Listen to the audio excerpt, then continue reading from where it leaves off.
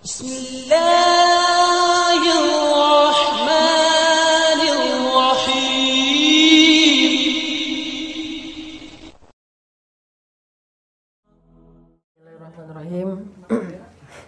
Assalamualaikum warahmatullahi wabarakatuh.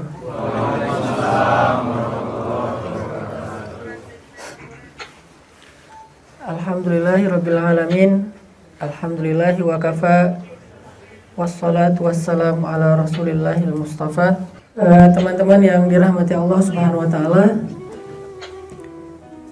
Puji syukur kepada Allah, hari ini kita dikasih kesempatan untuk sekali lagi melaksanakan sholat subuh berjamaah, dan mudah-mudahan kita termasuk orang yang diistiqomahkan dalam melaksanakan ibadah sholat, terutama sholat subuh. Karena seperti yang kita tahu, sholat itu adalah amal pertama yang akan ditanya atau dihisab. Kalau sholat kita benar, mudah-mudahan yang lain akan keangkat. Tapi kalau sholatnya bermasalah, yang lain akan ketahan. Sehingga kalau orang misalnya mau sukses akhirat, mungkin bisa dibilang setengah dari kesuksesan akhirat itu ada di dalam sholat. Lalu sisanya adalah urusan-urusan yang lain, ibadah, puasa, haji, dan seterusnya. Tapi setengahnya adalah sholat. Terus tadi disampaikan salah satu di dalam kurikulum vitae saya, motonya adalah banyak main, banyak manfaat. Sebetulnya istilah banyak main, banyak manfaat, sedikit dosa itu saya coba pakai terutama di IG, karena memang dakwah saya itu adalah dakwah lewat main sebetulnya, bukan lewat ceramah. Maksud lewat main ini kalau bahasa fikih mah silaturahim. Kan silaturahim juga nggak harus selalu bertamu kan ya. Bisa silaturahim dengan ngopi, itu silaturahim. Bisa silaturahim dalam konteks Indonesia ya, bukan dalam makna silaturahim versi aslinya. Karena di Indonesia silaturahim itu artinya ketemu teman supaya lebih dekat. Kalau bahasa fikihnya mungkin ukhuwah lah ya. Bisa dengan ngopi, bisa dengan mungkin kalau yang senangnya touring, bisa dengan ke masjid berjamaah, bisa dengan taklim, bisa dengan main bareng. Itu semuanya bagian dari mempererat ukhuwah, atau bahasa lainnya adalah silaturahim. Karena memang segmen dakwah saya itu adalah anak muda dengan ring 3 kalau saya nyebutnya. Ring 3 itu artinya yang mungkin merasa bahwa baru berhijrah, baru belajar agama, dan masih agak khawatir kalau misalnya nanti terlalu taat jadi gak asik lagi misalnya. Akhirnya kita mencoba untuk melakukan approaching kepada mereka itu lewat angle bahwa ternyata yang udah ke masjid juga, yang udah berhijrah juga tetap bisa have fun dalam hidupnya sesuai dengan selera anak muda. Dan angle ini tetap punya landasan dalilnya. Ada banyak banget hadis-hadis tentang suasana yang nyaman, fun, asik dari kehidupan Nabi dan para sahabat. Dan itu membuktikan bahwa orang ketika belajar lebih mengenal agama, lebih dekat kepada Allah, sisi fun dari kehidupannya itu nggak akan hilang. Lagi pula menjadi orang yang taat atau menjadi orang yang lebih dekat kepada Allah bukan berarti kita harus meninggalkan segala aktivitas dan hobi-hobi kita. Ataupun sebaliknya, menjadi orang yang menyalurkan hobi dan hal-hal yang menyenangkan dalam hidupnya juga belum tentu itu melanggar syariat. Karena batasan syariat kita itu sebetulnya luas banget teman-teman. Kalau ada orang yang setelah belajar agama jadi kaku, jadi ninggalin kebiasaan yang mungkin sesuatu yang fun, padahal tidak melanggar syariat, berarti memang pemahaman syariat dia terbatas. Dia taunya cuma jalan itu, makanya nggak ngambil jalan yang lain karena nggak tahu. Kalau misalnya ke masjid, kenapa dia selalu muter? Karena dia nggak tahu jalan pintas. Kalau dia berjalan, kenapa selalu misalnya di trotoar? Karena dia pikir jalan itu jalan kendaraan mobil, padahal itu jalan kaki, semuanya jalan setapak. Ini artinya batasan yang kita buat sendirilah yang membuat hidup kita kadang menjadi kaku. Padahal Allah tidak membuat batasan sesempit itu dalam agama, memberikan batasan yang sangat luas.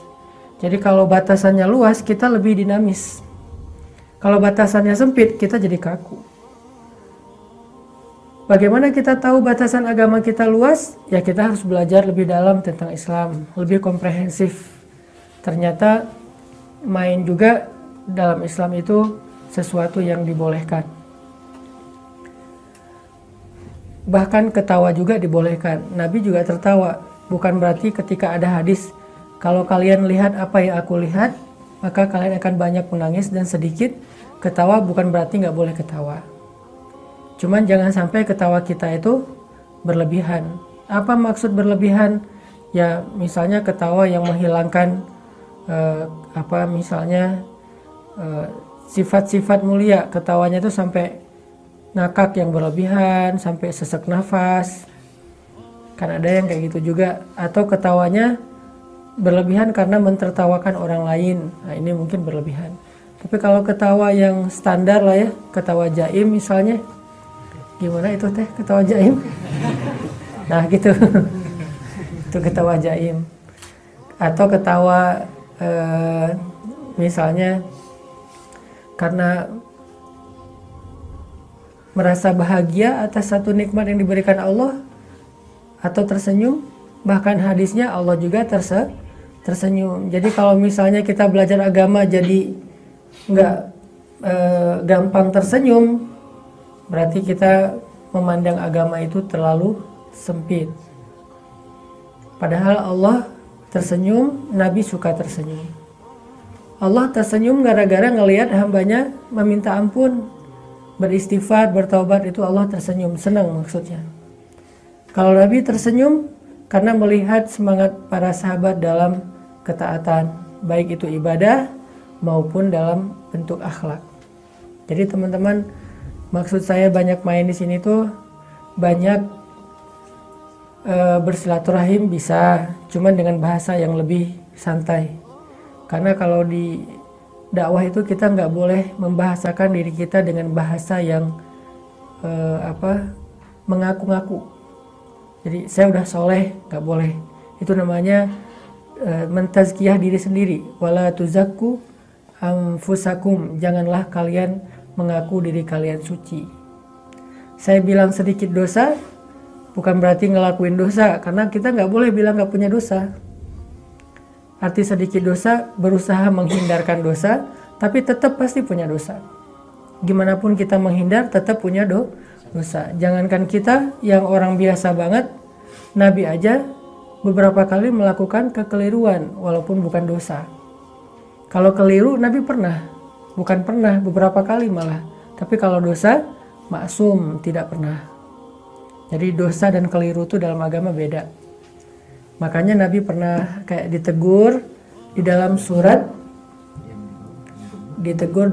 Abasa, ditegur dalam surat At-Tahrim, ditegur dalam surat Al-Ahzab, ditegur dalam surat Al-An'am, ditegur dalam surat An-Nur, ditegur dalam surat At-Taubah, ditegur dalam surat Al-Anfal, ditegur dalam surat Ali Imran. Banyak berarti tuh ayat-ayat teguran buat Nabi.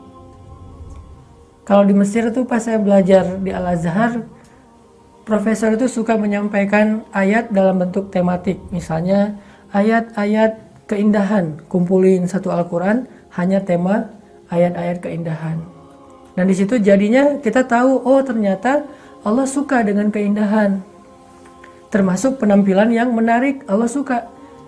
Makanya Nabi ketika bilang tidak masuk surga orang yang di dalam hatinya ada rasa sombong walaupun sekecil zarrah, biji-bijian. Lalu para sahabat komen. Jadi Nabi posting, sahabat komen. Postingannya tuh tadi captionnya, nggak akan masuk surga orang yang di dalam hatinya mithqala dzarratin min kibr. Ada rasa sombong walaupun sekecil zarah, tuh nggak akan masuk surga. Terus para sahabat komen nanya, ya Rasulullah, bukankah seseorang itu kadang suka pakai baju yang bagus, pakai kendaraan yang bagus, apakah itu sombong? Kata Nabi, sesungguhnya Allah Maha Indah dan mencintai keindahan. Berarti boleh pakai baju yang mungkin kece gitu, keren, OOTD gitu kan. Kalau misalnya mau apa, ada bajunya sendiri. Atau tutorial hijab buat cewek-cewek teh. Ini sesuatu yang jamal. Allah yuhibbul jamal karena Allah Maha Jamil, Maha Indah. Terus apa arti sombong kata Nabi? Bukan berpenampilan menarik yang dimaksud dengan sombong. Sombong itu adalah menolak nasihat atau kebenaran dan merendahkan orang lain. Kalau gara-gara kita pakai mobil lebih mahal, terus orang lain nggak boleh menghalangi jalan kita, itu sombong. Mentang-mentang mobilnya Alphard, yang di depannya misalnya sebutlah angkot, di klakson panjang misalnya ya. Di sini mah nggak ada angkot ya. Saya kirain masih di Bandung. Nah ini artinya ada ayat-ayat tentang jamal. Nanti dikumpulin lagi sama profesor tuh ayat tentang Allah suka yang proporsional, nggak suka yang berlebihan. Tidak berlebihan ke kanan, tidak berlebihan ke kiri. Proporsional. Kalau mau berlebihan ke kanan, sendiri-sendiri aja deh, nggak usah dipamerin. Karena kalau kita paksain orang harus kayak kita nih, berarti kita nggak lagi ideal.